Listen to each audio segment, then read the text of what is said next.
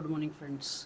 बहुत दिनों से थोड़ा लापता था, अब पते पे आया हूँ। तो क्या मैं स्क्रॉल कर रहा था वीडियो, तो मैंने देखा है एक ऑस्कर विनिंग अवार्ड में एक स्पीच सुनी।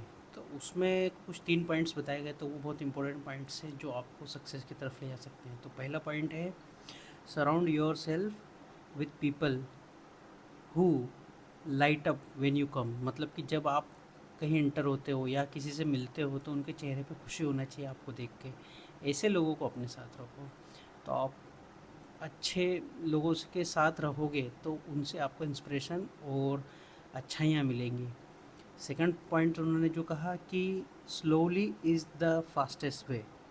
मतलब कि आपको कोई भी काम करना है, अगर उसमें बड़ी चीज़ हासिल करना है तो स्लोली स्लोली ही आप उस तक पहुंच सकते हो। फास्ट में जाने की कोशिश करोगे तो हो सकता है आप पहुंच जाओ, लेकिन पहुंचने के बाद दिक्कतें आ सकती हैं, क्योंकि वो पाथ एकदम फास्ट वाला था। हमने कई उदाहरण देखे हैं रानू मंडल के। अभी हमने देखा है एमबीए चाय वाला, ये बहुत जल्दी फास्ट ग्रोथ कर गए, लेकिन उनका बेस मजबूत नहीं था, तो मतलब दिक्कतें आना शुरू हुई। तीसरा पॉइंट उन्होंने बोला है कि top of the mountain is the bottom of next. मतलब कि अगर आप किसी सफलता पर पहुंच गए हैं तो इसका मतलब ये नहीं कि वो ज़िंदगी भर वही सफलता रहने वाली है।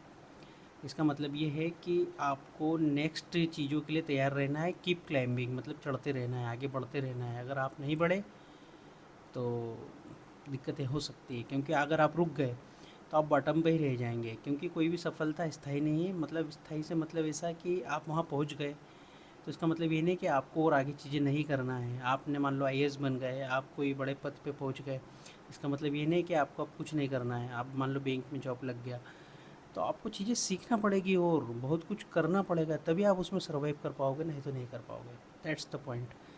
और इसी के साथ मैं आज का वीडियो ख़त्म करता हूँ।